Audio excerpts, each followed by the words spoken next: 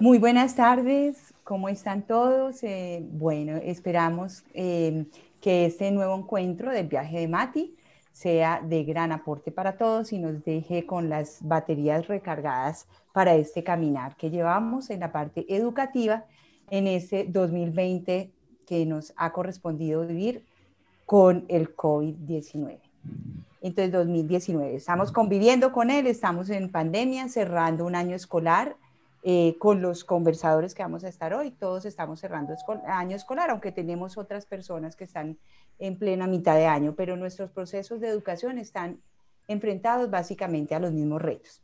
Entonces, hoy tenemos con nosotros a Cristian, a Olga y a Juliana. Cada uno de ustedes se va a presentar antes de que iniciemos nuestro agradable conversatorio. Entonces, quien quiera tomar la palabra, bienvenido, por favor.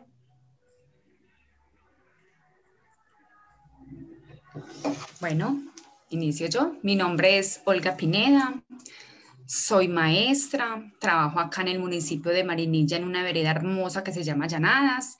Trabajo con una corporación que se llama Codevi. Hace 10 años estoy con ellos y yo trabajo con niños desde los 2 hasta los 5 años, primera infancia, la etapa más hermosa, la edad más importante de la que depende el futuro de una persona y soy feliz y dichosa en lo que hago. Muy bien, excelente. Gracias, Olguita. Bueno, buenas. Mi nombre es Cristian Sanabria. Soy docente en una institución pública. En estos momentos manejo los grados de sexto a 11. Soy biólogo de profesión. Y aquí dispuesto a compartir con ustedes e intercambiar nuestras ideas y vivencias. Muy bien, muchas gracias, Cristian. Juliana. Hola, buenas tardes para todos. Mi nombre es Juliana Gutiérrez, también soy bióloga de formación y este año que pasó pues tuve la oportunidad de trabajar con un colegio que está vinculado con algunas alcaldías y con el ICBF, digamos para garantizar la educación de chicos que tienen algún tipo de discapacidad, especialmente se centra en la discapacidad auditiva. Fui profesora de bachillerato en el área de ciencias naturales en ese colegio. Muy bien, bueno, muchas gracias. O sea que tenemos una gran riqueza en el ámbito de la población que ustedes atienden, porque es desde pequeñitos hasta bastante grandes, también distintas zonas, tenemos una aproximación a la parte rural muy interesante y muy bonita, también tenemos la parte de ciudad. Bueno, son miradas, ventanitas de nuestro país que nos muestran cómo son las realidades vividas desde distintos lugares. Bueno, entonces hoy vamos a conversar sobre algunos puntos que pueden ser de interés para las personas que siguen nuestra página y que están embebidas en este campo tan hermoso de la educación. Primero, entonces, vamos a reflexionar sobre el rol del maestro este año. Indudablemente, siempre hemos tenido un rol como maestros y de pronto veníamos de un esquema, ¿cierto? Lo que llamábamos normalidad, que en todos los sentidos era una normalidad diferente a la que vivimos ahora. Y nos ha dado un poco de vueltas la vida, nos ha puesto patas arriba. ¿Cuál ha sido el rol del maestro en este año 2020, en que ha cambiado ese rol con todo esto que hemos enfrentado? Cuéntenos un poco. Bueno, desde mi perspectiva, el rol del maestro ha cambiado en el sentido en que se ha vuelto más activo e interactivo, digámoslo de esa forma, en que se le ha dado, mejor dicho, se ha tomado el rol del docente cierta libertad en cuanto a sus procesos de creatividad. Nos hemos tenido que valer de una serie de herramientas que normalmente muchos no manejaríamos, ni nos atreveríamos de pronto a incursionar con ellas. Pero en esa misión de tener a nuestros estudiantes, de motivarlos, de tener su atención, parte de ese rol tuvo que forzarse a estar más activo y más constructivo, a tener esa pizca de capacidad de improvisar más y sacarle el jugo a lo que tenemos para poder motivar a cada uno de los estudiantes, porque no ha sido fácil. Entonces, en ese sentido, nuestro rol ha sido un cambio mucho más tendiente al motivar la interacción, al ser propositivos y, ¿por qué no?, a aprender de los errores que vamos cometiendo mientras vamos aplicando tantas herramientas que se nos han puesto a las manos con esta situación. Muy bien, Bueno, Cristian. para mí, en mi caso, pues como ustedes saben que les dije que trabajo con niños pequeños, el rol del maestro, en mi caso, interacción completa con la familia. O sea, antes era con mis niños, pues los padres de familia iban allá al centro infantil, dejaban a los niños, uno los saludaba. Ya en estos momentos, en el tiempo de pandemia, mucha interacción con la familia, mucho trabajo con la familia. Entonces me parece que fue muy interesante y muy bonito, porque aunque yo llevo 10 años en mi comunidad, hay cositas que uno desconoce. Entonces se dio la oportunidad de conocer más a fondo las familias, de conocer muchas situaciones. Entonces para mí fue muy enriquecedor. Yo no tuve pues como que el trabajo tanto virtual, porque gracias a Dios tuve la oportunidad de ir un día a la semana a la vereda y llevar trabajos, obviamente pues siguiendo protocolos de bioseguridad. Entonces o sea, fue más que todo por WhatsApp, llamadas telefónicas y contacto también con las familias. Entonces para mí fue muy enriquecedor y fundamental, porque contacto con las familias, que es muy importante y más en esta etapa en la que están mis alumnitos. Genial. O sea, como que entraste por otra ventanita que Sí, nunca habías, o por otra puerta, ¿no? A la sí, vida de tus niños, sí, que de nunca hecho habías. sí. Genial. Yo estoy muy de acuerdo con los dos, en especial con la profesora Olga, porque también siento que fue una oportunidad enorme para trabajar con las familias, como de manera más integral, ¿no? Como realmente, no solo como, ay, le entrego las notas y ya, Uh-huh. sino como realmente, como entrar a conocer más las dinámicas de la familia, qué es lo que hacen, quién es el que apoya al estudiante en la casa, en sus estudios, cuáles son las actividades que él hace con su familia, cuáles son las que hace solo. Y eso fue fundamental a su vez para pensar en lo que el propio Cristian decía, como de pensarse otras estrategias para que los chicos pudieran aprender desde casa. Entonces sí, pienso también que fue retadorcísimo como buscar estrategias que lograran por un lado los aprendizajes que buscábamos, pero que también mantuvieran a los estudiantes como conectados, ¿no? Con lo que estábamos haciendo y entendiendo además que estar en casa no es lo mismo que estar en la escuela. Entonces, uno como sentarse también como maestro y asumir esa realidad me parece que también era bien complejo, porque entonces uno quería tener todo bajo su control y no todo ordenado y todo como yo me lo imagino, pero poco a poco yo creo que a todos nos pasó que nos fuimos dando cuenta como, bueno, toca irse calmando y ir mirando cómo nos vamos haciendo más flexibles para que esto realmente fluya y no sea yo como forzando y estresándome por todo lo que no está saliendo. Podríamos decir que ustedes les cambió un poco, al cambiar el panorama, esa caja de herramientas que tiene un maestro para trabajar, también se transformó un poco. O sea, fue distinto, se sintieron distintos este año haciendo lo que hacían, eh, porque ustedes mismos están diciendo que fue una situación retadora, que la creatividad, en fin, pero el maestro siempre ha tenido como en su esencia, como un saber manejar las cosas, ¿no? Como por algo está allá, es el que sabe, en fin. Pero ¿cómo fue cómo se sintieron ustedes dotados para esa tarea? ¿Descubrieron que estaban más dotados de lo que pensaban o, o fue de pronto un choque o cómo lo vieron, cómo lo vivieron? Bueno, empiezo.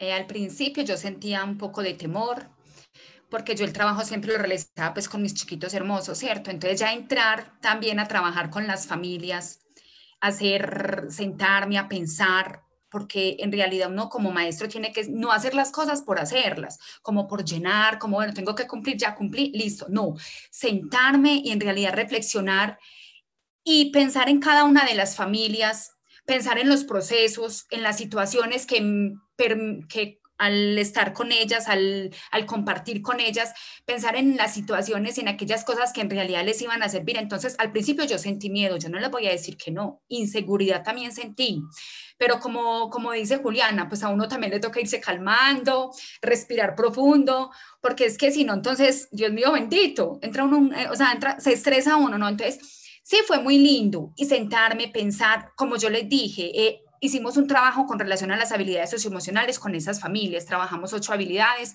entonces sí fue retador, pero fue muy, muy, muy lindo el trabajo que se hizo con las familias y yo me siento muy satisfecha, de verdad que sí, aprendí muchísimo. Cuéntanos, Entonces, perdona, antes de que nos cuenten un poquito también, Cristian y Juliana, respecto a eso, esas 8 habilidades de las que tú hablas, cuéntanos un poquito de esas habilidades, no necesariamente pues de las 8, pero como que, ¿cuáles fueron las habilidades sobre las que más trabajaste? bueno, trabajamos la empatía, que me parece que es súper importante ponerse en el lugar del otro y entenderlo y más en este tiempo. Y lo digo también ponernos en el lugar de los padres de familia, porque es que a ellos también les tocó duro, les tocó durísimo, porque les tocó hacer de maestros. O sea, uno sí cumplió con o sea, cumplió no, con amor, porque yo sé que todos lo hicimos con amor, lo que nos corresponde, ¿cierto? Pero a los padres de familia también les tocó sentarse con sus niños, mirar las actividades, ayudarlas a desarrollar. Entonces, la empatía, el autocontrol, la asertividad, la cooperación, o sea, todas las habilidades que trabajamos iban de la mano y siempre buscando qué, o sea, mejorarnos nosotros mismos, empezando por mí, para luego impactar en nuestros niños, impactar en la comunidad, que es lo que se pretende.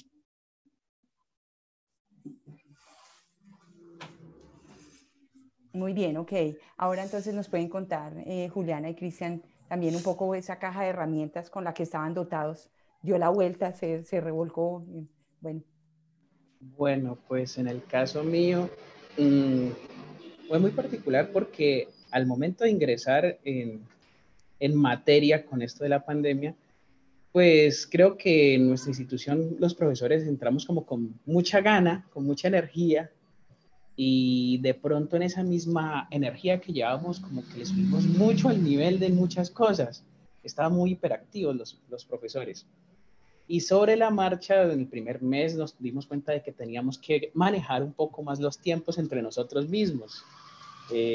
Primero, dejar un poco de lado lo que era lo académico y fijarnos un poco más en lo que era la persona, el estudiante y la familia, lo que dice, eso va en la línea de lo que dice Olga. Nosotros mismos caímos en cuenta de que en ese afán de querer hacer las cosas bien, estábamos de pronto olvidando un poco lo que era la empatía, lo que era, bueno, ponerse en el lugar de la familia y saber que no todos tenían unos horarios para cumplir de la misma forma, de la misma manera. Y eso nos llevó a calmarnos un poco en ese aspecto, en hacernos un poquito más humanos y menos academicistas. Y eso mismo nos llevó también a valernos de otra serie de estrategias para enganchar a las familias, porque nos llevó a que los padres, los acudientes, asumieran también el rol que les corresponde como acompañamiento de sus hijos, porque algunas familias de pronto esto se veía un poco reducido. Entonces fue muy bonito. Y al activar la empatía en nosotros, pues comenzamos también a trabajarla en las familias y efectivamente también en cada uno de los estudiantes. Sin ese aspecto, creo que todo este proceso hubiera sido una locura. Qué interesante, ¿no? Una situación de pandemia que nos pone con un cierto nivel de distanciamiento y que nos hace sentir extraños. Y lo primero que reclama de nosotros es empatía, ¿no? Cercanía desde otros caminos, ¿no? Bien, Juliana. Bueno, entonces como muy de acuerdo a lo que los dos compañeros han dicho, como hablando de una estrategia concreta a la que ya pues avanzada la pandemia y dándome cuenta cómo estaba haciendo la dinámica, acudí fue como al hacer actividades como muy prácticas, como que tuvieran que ver mucho con la cotidianidad de cada una de las familias. Entonces de pronto uno a veces pues todo científico y todo mamón, como que quiere hacer las cosas todas.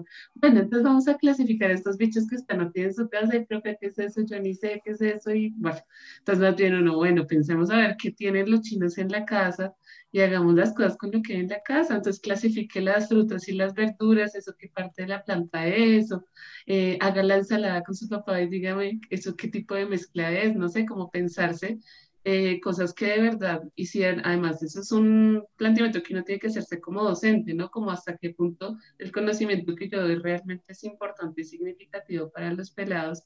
Y creo que la pandemia puso de manifiesto en muchos momentos eso, como la necesidad de realmente hacer contextual lo que se enseña en las clases. Entonces pienso que esa fue una herramienta muy importante a la que acudí y otra también fue como muy relacionada con lo que decía la profe Olga de las habilidades socioemocionales, como que en las clases siempre procuré dar un espacio para que los chicos pudieran hablar como de temas que no eran tan relacionados de la clase, pero que servían mucho como para disponerlos a ellos para estar realmente conectados en la clase, si de pronto querían hablar de algo que les generara como dudas. También había muchos chicos que estaban asustados, ¿no? ¿Qué es eso del virus y cómo funciona eso, profe? Y la vacuna qué. Entonces, pues también traté en muchos momentos como dar esos espacios como para resolver dudas, ya fueran como académicas o experiencias emocionales que los chicos quisieran hablar, y yo pienso que eso tiene que seguirse haciendo y hay que pensar cómo hacerlo en el aula, porque pensamos que los chicos crecen y como que ya, entonces lo emocional lo dejamos ahí como a un Ujú. ladito, y eso es transversal a siempre, ¿sí? Hay un montón de habilidades socioemocionales que son súper importantes también para el mismo desarrollo de otras habilidades del pensamiento o para el aprendizaje de los chicos. Entonces, pues, bueno, Excelente. Bueno, Bueno, yo voy, María Lucía, qué pena. Yo voy dale. a aparte pues de a los niños, porque hacía uno con las familias con relación a las habilidades donde participaban todas las familias. Y otra actividad que organizaba pues o que pensaba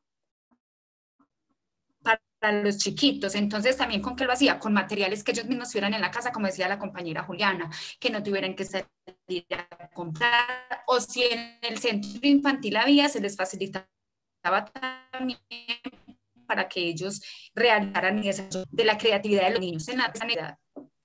Ok. Esa parte de acceder a los materiales tiene como ambos lados, ¿no? Porque es, a veces desde el aula no es tan fácil que traigan de su casa ciertas cosas y otras veces era como pensar, ve, pero si puedo hacer esto porque están en su casa y pueden sacar tal cosa. Entonces, como una doble cara de la moneda, ¿no? Interesante. Nos vamos metiendo un poco en lo que fue el día a día.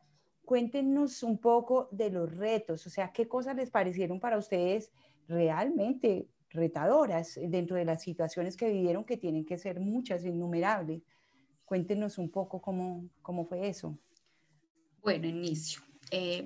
A pesar, pues, yo siempre digo, me fue muy bien, gracias a Dios, y fueron más las cosas positivas, pues, y las cosas a resaltar que las cosas, pero como ustedes saben que también siempre hay cosas a mejorar, fue muy retador y muy duro vincular a algunas familias. A veces es complicado, a veces lo digo desde mi experiencia, desde lo que he vivido con mis chiquitos. Hay familias que piensan que un centro infantil, porque son los niños de 2 a 5 años, no, es que ellos van a comer y ya, no, eso no tiene importancia, si va bien, si no va bien, si hago la actividad bien, si no la hago también. Entonces, lo duro es muchas veces vincular a las familias, hacerles entender que en realidad es que es en serio la edad en la que están mis niños, mis alumnos de 2, mejor dicho, de 0 a 7 años es la más importante, de la que depende el futuro de una persona. ¿Por qué? Porque ellos a esa edad son como esponjitas, que todo lo que nosotros, todas las personas que son significativas para ellos, o sea, todo lo que nosotros les demos, ellos lo absorben todo. Entonces, para mí fue retador eso. Algunas familias, o sea, lograr que que algunas familias se vincularan, que algunas familias en realidad realizaran los retos, practicaran las habilidades, hicieran las actividades con los niños, pero ahí poquito a poco se fueron vinculando. Siempre hubo pues algunas que hay que seguir insistiendo, pero para mí eso fue lo más duro.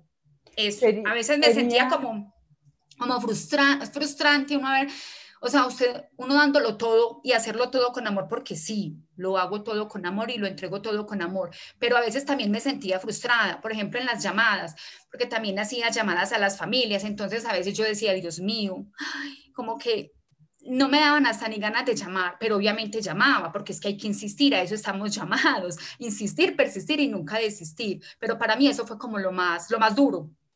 y haríamos justicia a la realidad diciendo que a veces, digamos, de pronto hay papás que se han acostumbrado de alguna forma que entregan ese hijo al preescolar Sí. y ya no es nuestro asunto porque allá nos lo van a educar, digamos, y Sí, quizás te enfrentaste con eso, en lo que nos dices, según te entiendo, ¿no? Que algunos sí, realmente, tal vez sintieras de pronto en algún momento tú que, hola, estoy como más interesada yo en el progreso del niño que sus propios papás que en este momento están a cargo, ¿no? así Tal vez, es. y lo que decías antes, ellos mismos también se vieron empujados a una situación que tal vez no esperaban, estaban Sí, acostumbrados a jugar otro rol también, ¿no? Yo proveo, yo trabajo, y allá entrego mi niño. así Y es. esa parte no tiene por qué corresponderme, ¿no? Entonces, interesante eso que nos cuentas, Olguita. Claro, tu experiencia es en la parte rural y con niños pequeños, ¿no? ¿Qué otros Así es. retos? ¿Qué otros retos? Cuéntenos. De la mano a lo que dice Olga, yo sumaría dos aspectos que desde mi perspectiva se convirtieron en un reto. Uno era evitar la deserción escolar, Mm, porque al iniciar el proceso, muchos estudiantes y sus familias optaron porque era más fácil simplemente que el estudiante no continuara, que esperemos el próximo año a ver qué ocurre. Eh, Desde mi perspectiva, era un camino muy facilista por parte de ellos. Y va de la mano con lo que decía Olga, porque algunos padres no querían asumir fácilmente el rol de acompañamiento, sino que ellos estaban acostumbrados a que su hijo se fuera al colegio y bueno, allá ya lo cuidan hasta que vuelva a la casa. Y para ellos fue muy duro tener que acomodar sus horarios como para estar también pendientes y colaborarles en cosas que ellos necesitaban como acompañamiento. Entonces, primer reto es evitar esa deserción escolar. Y segundo, por esa misma línea, era motivar al padre de familia para que fuera parte activa dentro de los procesos de formación de sus hijos. Eso también fue un poco dispendioso y la mayoría de padres de familia estaban un poco reticentes a eso. Ellos, no, profe, qué pena, no, no, sí. Y una excusa muy simpática que era muy recurrente era, profe, si mi hijo no le entiende a ustedes muchas veces allá en el colegio, mm, ustedes están preparados para eso, mucho menos me va a entender a mí que yo apenas estudié hasta tercero de primaria. ¿Cómo le explico yo? ¿Cómo lo acompaño yo? Entonces ahí era donde, caramba, bueno, pues vamos a ver cómo le damos algunas herramientas, pues porque eso iba de la mano y muchas veces el chico, la chica lo que necesitaba era eso, sentir que el papá, aunque sea estaba allí, así no supiera, pero que no estaba solo, que por lo menos decía, tranquilo, mijo, hágale, que por algún lado llegamos a la respuesta. Eso también nos llevó a nosotros los profes a articular unos procesos y unos desarrollos pedagógicos que los padres pudieran asumir dentro de sus capacidades. Entonces, esos eran como los dos retos puntuales desde mi perspectiva. Mira hasta dónde trascendió el trabajo de ustedes, trascendió a adultos, trascendió a otros, o sea, se alimentó y se nutrió toda una comunidad alrededor de ese trabajo, ¿no? Y eso también le habla a uno del impacto tan grande que tiene el nivel educativo en un hogar. O sea, es como una escalera, ¿no? El que escala un poquito más puede aportar un poco más a sus hijos y el que llega otro poquito más lejos, esos hijos que llegan más lejos pueden después llevar más lejos a sus hijos y así sucesivamente porque han recibido una preparación, ¿no? Entonces eso también nos habla un poco de la importancia y la necesidad de la educación para todos. O sea, a veces nos centramos cuando pensamos en educación, nos ubicamos directamente en un sistema y pensamos en preescolar, primaria, secundaria, una universidad o formación para el trabajo, pero no pensamos en las personas que recibieron educación formal hasta tal punto X y ya, pero siguen teniendo una serie de aprendizajes muy valiosos en la vida y están dispuestos a tenerlos, ¿no? Y a crecer humanamente.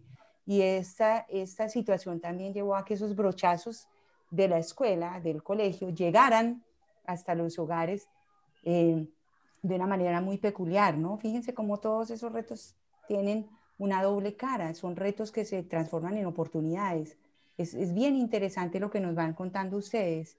Juliana, ¿tú qué nos cuentas de tus retos? Que trabajando, imagínate, con niños con algunas Mm. discapacidades, tuvo que ser muy interesante para ti. Sí, bueno, digamos que en relación a cosas que ya han dicho estos otros profes, el primer reto me pareció como muy difícil trasladar todo lo que es la escuela a la virtualidad, porque bueno, listo, las clases y uno prepara los talleres y esto, pero la escuela también es los descansos, la escuela también es los amigos, la escuela también es compartir almuerzos, la escuela son las direcciones de grupo, son un montón de interacciones que más allá de lo académico, pues son supremamente importantes para los chicos, para sus redes de apoyo, bueno, para un montón de procesos, digamos, no sé, como psicológicos y sociales de ellos. Entonces, pensarse eso para mí fue primero como entender pues realmente de fondo la escuela, lo importante que es más allá de lo académico. Y también pues lo reta a uno como a pensar, bueno, entonces, ¿cómo voy a hacer ahora como para que fulanitos que eran tan amigos y no se están pudiendo hablar porque no tienen WhatsApp, cómo hacemos como para que se puedan encontrar de alguna manera? O que me invento yo, ¿no? Pues veamos una película, digamos, cada uno me inspira, o bueno, inventarse como cosas para que no se perdiera eso. Y porque además pienso que en este tiempo, pues que todos adultos y niños hemos estado como en tanta angustia, como en tanta incertidumbre, pues los tejidos sociales son súper importantes para mantener como la cordura, ¿no? Como para no perder la cabeza en momentos que son muy complejos. Entonces, por un lado eso. Y lo segundo, pienso que la inclusión se hizo muy difícil, o sea, entendiendo la inclusión como cualquier acción que pueda hacer que una persona con algún tipo de diversidad pueda ser como incluida integralmente dentro de un espacio, se hizo muy, muy complicada por muchísimos motivos. Por ejemplo, yo trabajaba con estudiantes que son usuarios de lengua de señas colombiana, entonces pues eso implica que tú no puedes hacerles una llamada telefónica. Que si tú les mandas talleres escritos, la comprensión va a ser muy baja porque el nivel de lectoescritura de ellos es súper bajo. Entonces eso quería decir que solo se podía a través de video o de videollamada, lo cual implicaba que tenían que tener buena red y si no la tenían, entonces era como, ¿qué hago? ¿Cómo soluciono esto?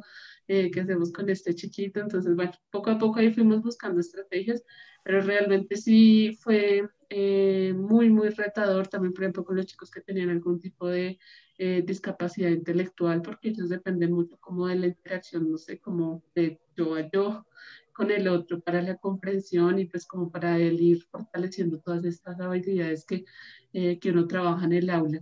Y creo que eso nos lleva a pensar de fondo cómo pues como sociedad, cómo estamos asumiendo a esas personas, ¿no? O sea, yo pensaba, habían cosas como que a mí me ofuscaban mucho, por ejemplo, que en Facebook Live no se mostraba la pantallita de la persona, entonces los chicos sordos solo se escuchaba la voz y yo decía, Facebook no ha pensado sus videos para las personas sordas o no ha pensado en las discapacidades, porque sí, son una minoría, pero tal vez es una oportunidad para que como sociedad y como educadores nos empecemos a pensar también mucho más cuál es el rol que estamos jugando como en la inclusión de ese tipo de población.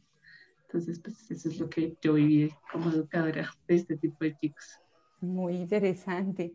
Yo quería también hacerle una pregunta a Cristian, que nos contaba algo referente a los horarios cuando en tu comunidad, según entendemos, Cristian, muchos de tus estudiantes también colaboran en las labores del campo y cómo combinaron toda esa situación ahora que no era, bueno, vamos a la escuela de tal hora a tal hora y después al trabajo o a la casa de tal hora, sino que el asunto de los horarios, esas límites se desdibujaron un poco. Cuéntanos un poco, Cristian, cómo fue eso.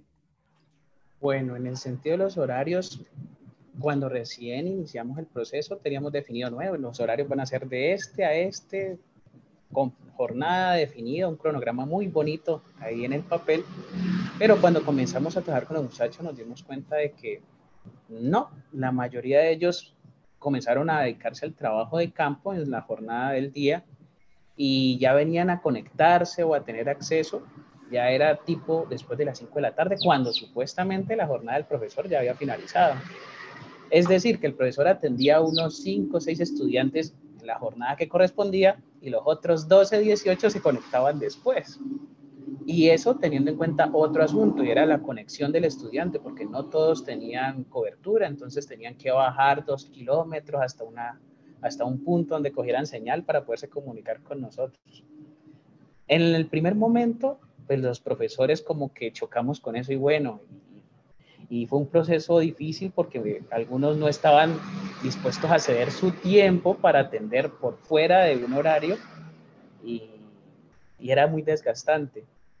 Pero fuimos acomodándonos, los mismos estudiantes también fueron buscando y las familias las llamamos a que trataran de entender de que esto era un parte y parte, que ellos tendrían que también sacrificar algunas cosas como nosotros en el rol de docentes lo haríamos. No se trataba solamente de que, bueno, no, los vamos a atender hasta las 2 de la mañana, porque pues no, así tampoco no había cuerpo que resistiera. Pero con el paso de los días fue bonito ver que los papitos y las familias como tal, porque a veces era el abuelo, la tía, el hermano mayor, asumieron esos compromisos y nos fuimos articulando de tal forma de que ya era un poco más llevadero para uno de profesor atender a la mayoría del grupo en el horario y solamente atender unos 2, 3 o 4 en jornadas extras, que de todas formas hasta el final se presentó ese caso, no, profe, qué pena, yo trato, pero solamente me puedo conectar de 6 a 10 de la noche. Entonces, pues se hacía la labor con ellos, pero ya era muy distinto atender 2 o 3 a atender el 80% del grupo, eso era la locura. Pero la ganancia estuvo en eso, en el cambio y en la aceptación que tuvieron las familias para comprometerse también a afrontar esa situación. De bueno, sí, él me colabora en el cultivo, en el trabajo de campo, pero entonces yo también voy a modificar el horario para que él pueda cumplir con sus otras actividades. Fue complicado, pero satisfactorio a la final. Hoy en día, ya finalizando última semana que todos los estudiantes están entregando actividades, fue muy bonito ver que el 80% de la comunidad estaba cumpliendo ya los horarios y los tiempos establecidos. Más sin embargo, quedan muchas anécdotas, ¿no? Las anécdotas de las 2 de la mañana cuando le entra uno la llamada de, uy, profe, no entiendo la pregunta 5, y uno a las 2 de la mañana, caramba, pero fue chistoso, enriquecedor y se cumplieron las metas a la final. Qué bien, Cristian. Yo pienso que el objetivo de este conversatorio, ciertamente, y de estos conversatorios es exactamente eso. Cuando compartimos de cerca con distintas personas concretas, en una realidad concreta, en un rincón concreto de nuestro país, nos damos cuenta de una cantidad de cosas que de pronto ni siquiera somos conscientes. Con seguridad esa experiencia que tú nos compartes, Cristian, pues muchos maestros no la tuvieron porque no eran las circunstancias como las que vives tú. Pero cada una de esas ventanitas que estamos mirando son las piezas de rompecabezas de nuestra Colombia. O sea, definitivamente dice uno, son muchas las realidades que abarca la educación, son muchas las situaciones que este año nos ha traído y nos ha llevado a vivir. Pero como siempre, en nuestra página de Mati, la mirada siempre pretende dar la vuelta a la arepa, digámoslo así, o la otra cara de la moneda. Y como decías ahorita, Cristian, no quedarnos solamente en el reto y lo difícil, sino el lado positivo, qué floreció allí y qué se vio. Entonces, ahora para continuar con la segunda parte de nuestro conversatorio, que vamos a hacer una pausa, vámonos a quedarnos pensando en la parte productiva de este asunto, o sea, de esos retos que fuimos aprendiendo y qué estrategias funcionaron. Echémosle cabeza a ese punto y vamos a retomar nuestro diálogo en breves instantes.